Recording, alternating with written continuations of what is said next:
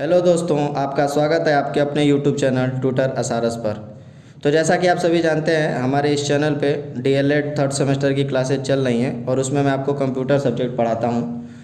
तो इसके पहले कंप्यूटर की 5 क्लासेज हो चुकी हैं, जिसमें एक सिलेबस और 4 कंप्यूटर के जो पहले चैप्टर है उसके सिलेबस के अनुसार हम पढ़ रहे हैं। और उसमें हमने आईसीटी के बारे में सब कुछ पढ़ लिया है और उसके बाद उसमें थोड़ा सा बेसिक इन्फॉर्मेशन दे रखा था, जो मैं क्या कहते हैं बेसिक इन्फॉर्मेशन आपको बता रहा था, जिसमें मैंने कंप्यूटर बता दिया था, कंप्यूटर के लाभ बता दिए थे, कंप्यूटर की हानियाँ बता दी थी और कंप्यूटर के प्रकार बताने वाला था आपको मैं। इस पिछले क्लास में वहीं तक हो चुका था, हमको कंप्यूटर के प्रकार से पढ़ना है। तो अब हम कंप्यूटर के प्रकार से पढ़ना शुरू करते हैं। और मैं क्लास शुरू करने से पहले आपसे अनुरोध करता हूं, अगर आपको ये वीडियो अच्छी लग रही है तो अपने दोस्तों के साथ इसे शेयर करें और उन्हें बताएं कि हमारे चैनल पर डीएलएड के सभी सब्जेक्ट की विषय चल रहे हैं। चलिए शुरू करते हैं, देखते हैं आज हमें क्या जो पढ़ना है वो शुरू करते हैं। देखिए यहाँ पे लिखा है कंप्यूटर के प्रकार, तो हमें कंप्यूटर के प्रकार से पढ़ना था। और कंप्यूटर का प्रकार जो कि मैंने देखिए यहाँ पे चार्ट बनाया है, इसमें यह है कि एक डेटा रिप्रेजेंटेशन के आधार पर कुछ उसके प्रकार होते हैं, तीन प्रकार के होते हैं। और एक होता है on the basis of size and speed, मतलब आकार और गति के आधार पे उसके पार्ट्स होते हैं। तो देखिए पहले डेटा प्रतिनिधित्व, मतलब डेटा दिखाने के अनुसार जो उसके पार्ट होते हैं वो कौन कौन से होते हैं। इसमें देखिए पहला दे रखा है एनालॉग कंप्यूटर, दूसरा है डिजिटल कंप्यूटर, तीसरा है हाइब्रिड कंप्यूटर। मतलब डेटा जो हमें डेटा रिप्रेजेंटेशन होता है उसके अकॉर्डिंग 3 कंप्यूटर हैं, एनालॉग, डिजिटल, हाइब्रिड। और जो हमारे पास साइज और स्पीड के आधार पे कंप्यूटर होते हैं वो 4 प्रकार के होते हैं। पहला होता है माइक्रो कंप्यूटर, दूसरा है मेनफ्रेम कंप्यूटर, तीसरा होता है मिनी कंप्यूटर, चौथा होता है सुपर कंप्यूटर। अब हम इन चारों कंप्यूटर, ये जो दोनों प्रकार होते हैं दोनों के, इसमें एनालॉग, डिजिटल, हाइब्रिड, इस सबको अब हम अलग अलग करके पढ़ेंगे। तो चलिए एनालॉग कंप्यूटर के बारे में सबसे पहले जानते हैं। तो देखिए यहाँ पे मैंने डेटा प्रतिनिधित्व के आधार पर लिख रखा है। पहला है एनालॉग कंप्यूटर।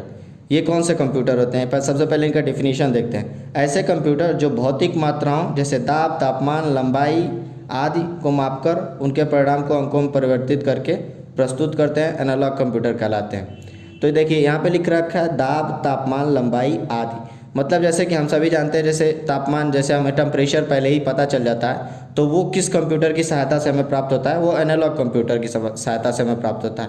इसके देखिए एग्जांपल जो हो जाएंगे वो इलेक्ट्रॉनिक घड़ी, मतलब जो आजकल के टाइम में स्मार्ट वॉच आ चुका है वो है, और कार का स्पीडोमीटर, जो आपने देखा होगा कार जब हम चलाते हैं तो हमारी जितनी स्पीड रहती है वो हमें एक गोल से डब्बे में बना हुआ पूरा स्पीड दिखाता है, वो एनालॉग कंप्यूटर पर वर्क करता है। तो एनालॉग कंप्यूटर यही वो कंप्यूटर होते हैं जो दाब, तापमान, लंबाई आदि को मापकर उनका परिणाम अंकों में परिवर्तित करते हैं। ठीक, तो ये हो गए हमारे एनालॉग कंप्यूटर। इसके बाद दूसरा है डिजिटल कंप्यूटर। ये कौन से कंप्यूटर होते हैं? अब डिजिटल कंप्यूटर बाइनरी नंबर 0 और 1 का इस्तेमाल करके गणना और तार्किक ऑपरेशन के लिए बनाए गए हैं। मतलब आप सभी को पता है कि जो हमारा कंप्यूटर है वो 0 और 1 की कोडिंग पे काम करता है। तो इसमें देखिए ये लिख रखा है कि बाइनरी नंबर 0 और 1 का इस्तेमाल करके गणना करके और ऑपरेशन देते, मतलब हमें हमारे सामने आउटपुट प्रदर्शित करते हैं। तो 0 और 1 पे, जिसमें डिजिटल कंप्यूटर सभी गणनाएं अंकगणित और को आधार मानकर करता है। इसका एग्जांपल हो जाएगा पीसी या लैपटॉप। जैसे ये जो कंप्यूटर होते हैं वो कंप्यूटर की लैंग्वेज 0 और 1 पर काम करते हैं, और वो मतलब अर्थमेटिक को अपना वो मानकर, अंकगणित को मानकर सारे आउटपुट हमें देते हैं। और इसका जो एग्जांपल बेस्ट हो जाएगा पीसी या लैपटॉप जो हम यूज करते हैं, वो सब 0 और 1 के कोडिंग पे काम करता है, क्योंकि कंप्यूटर नॉर्मल इंसान की भाषा नहीं समझता, उसकी कोडिंग भाषा होती है 0 और 1, वो उसी पे काम करता है। तो ये डिजिटल कंप्यूटर होते हैं। इसके बाद आते हैं, तीसरा है हाइब्रिड कंप्यूटर। ये कौन से कंप्यूटर होते हैं?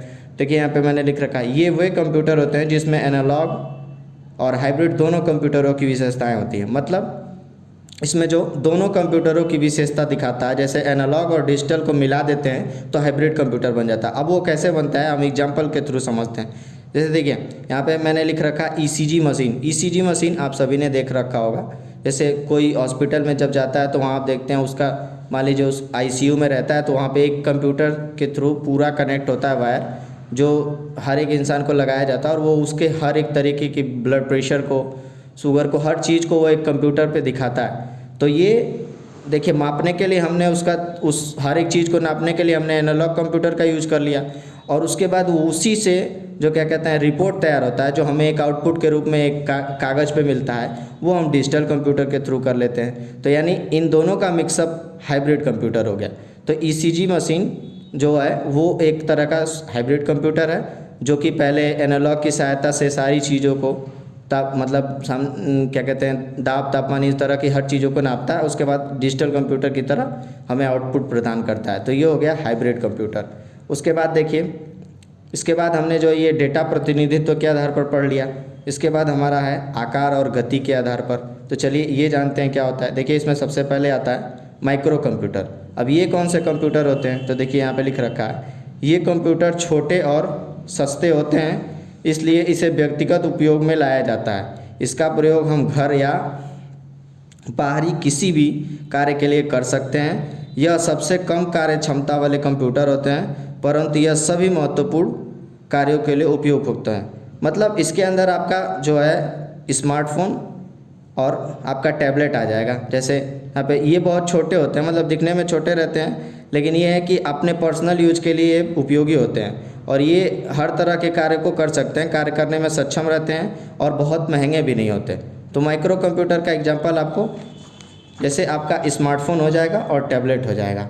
इसके बाद आते हैं मिनी कंप्यूटर। अब मिनी कंप्यूटर क्या है, देखिए यहाँ पे इसका भी मैंने लिख रखा है।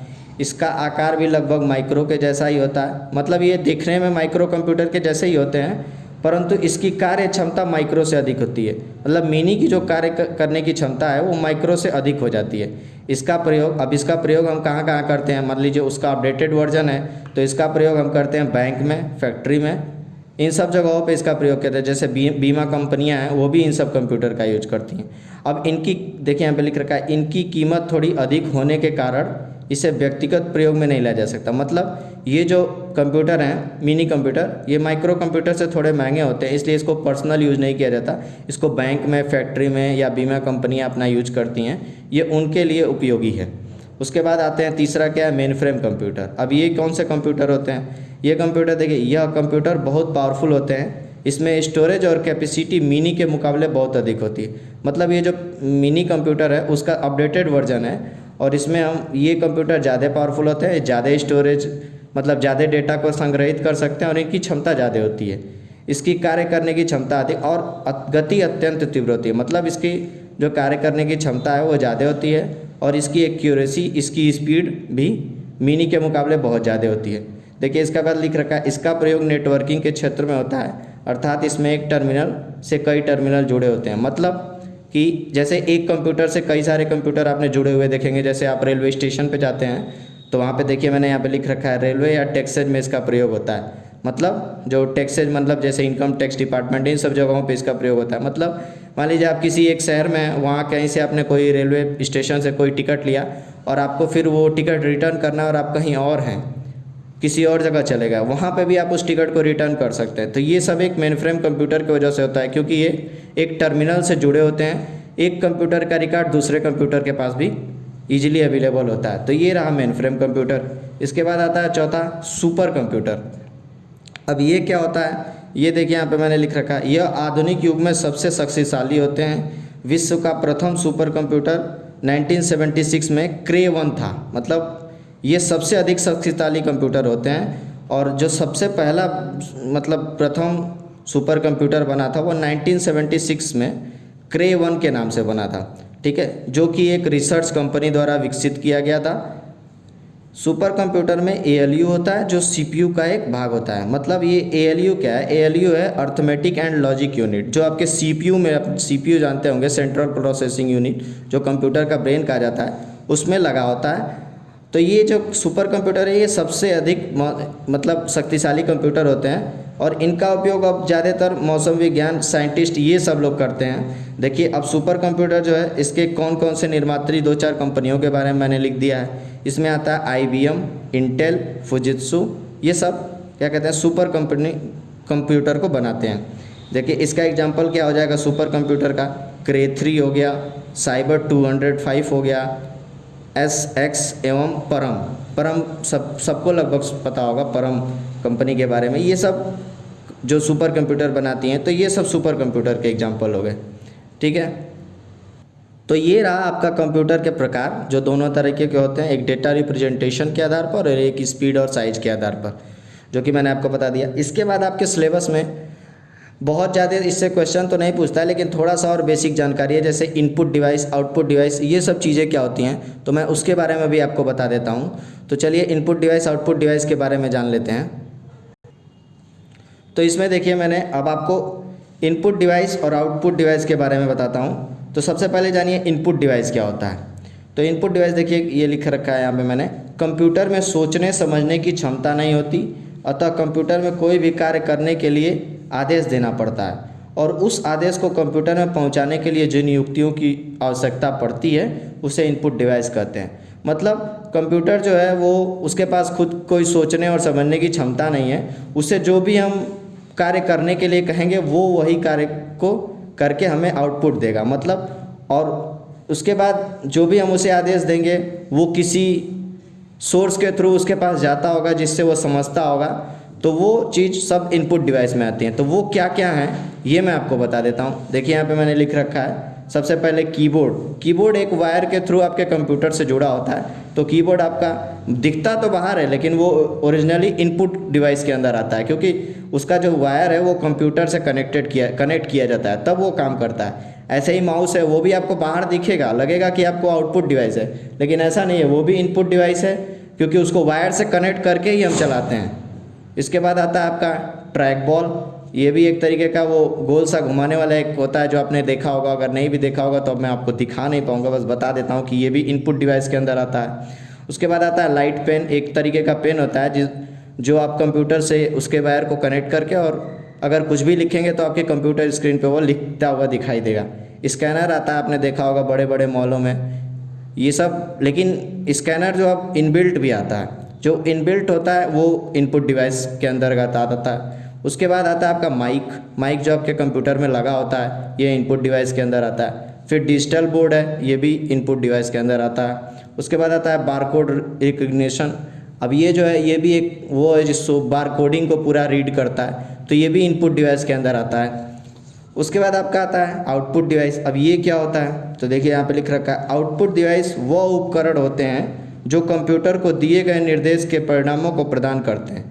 ये निम्नलिखित होते हैं। मतलब कि जो आउटपुट डिवाइस है वो क्या क्या होता है, जैसे हम कंप्यूटर को कोई भी इनपुट दिए, अब वो प्रोसेस करके हमें आउटपुट देगा।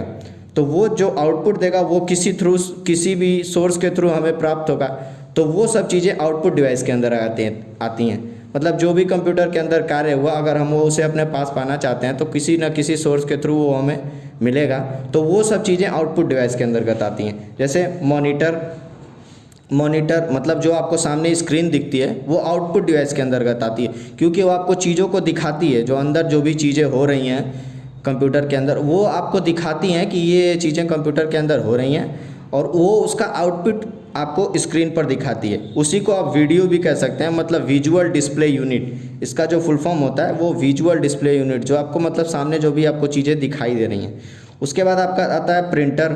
जैसे आप कुछ भी है जो कंप्यूटर में है, आप उसको अपने पास रखना चाहते हैं तो आप प्रिंट करते हैं और उसका एक आउटपुट आपको मिल जाता है, वो एक पेज पे निकल जाएगा। तो एक जो प्रिंटर जो मशीन होती है जिसके थ्रू प्रिंट होता है, वो भी आपका आउटपुट डिवाइस के अंदर आता है। फिर स्पीकर है, जो स्पीकर है आपका, ये भी आउटपुट डिवाइस है। मान लीजिए आप अपना लैपटॉप यूज कर रहे हैं, लैपटॉप या फ़ोन, आप उसमें स्पीकर को ब्लूटूथ से या किसी और चीज़ से कनेक्ट कर दिए और उसको बजा रहे हैं, तो वो आपको साउंड सुनाई दे रहा है। तो ये जो स्पीकर है ये भी आपका आउटपुट डिवाइस के अंदर आएगा।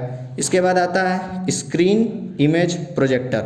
मतलब जैसे आप देखते होंगे बड़ी बड़ी जगहों पे प्रोजेक्टर पे पढ़ाया जाता है, तो वो भी एक आउटपुट डिवाइस है, जो कि आपको सारी जो भी आपके कंप्यूटर स्क्रीन पे है वो आपको एक बड़े से रूप में प्रोजेक्टर पे दिखाई देगा और आपको ईजिली हर चीज़ें विजुअल होंगी।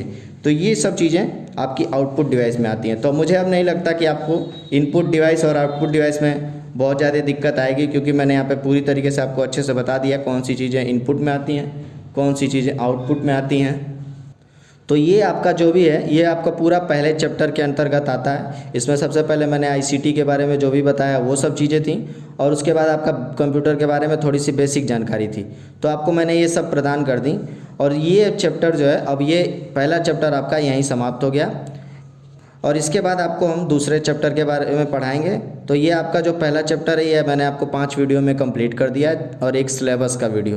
तो आप इन सारे वीडियो को मैं आपके अपने इस वीडियो के लिंक में आपको प्लेलिस्ट का लिंक दे दूंगा डिस्क्रिप्शन बॉक्स में, वो आप सीधा उससे प्लेलिस्ट तक पहुंच जाएंगे और सारे वीडियोस को आप वहां से इजीली देख सकते हैं। तो आपसे यही अनुरोध है कि अगर आपको ये वीडियो बहुत अच्छा लगा, अपने दोस्तों के साथ इसको शेयर कीजिए, उन्हें बताइए कि यहाँ पे ये चीज़ें बताई जा रही हैं, और हमारे चैनल को सब्सक्राइब कीजिए और इस वीडियो को लाइक कीजिए। और आप अपना जो भी प्रतिक्रिया है वो कमेंट बॉक्स में दे सकते हैं, मैं उसे वहाँ से पढ़ूंगा और उसके बाद उसके अकॉर्डिंग आपका रिप्लाई दूंगा। तो चलिए, बहुत बहुत धन्यवाद।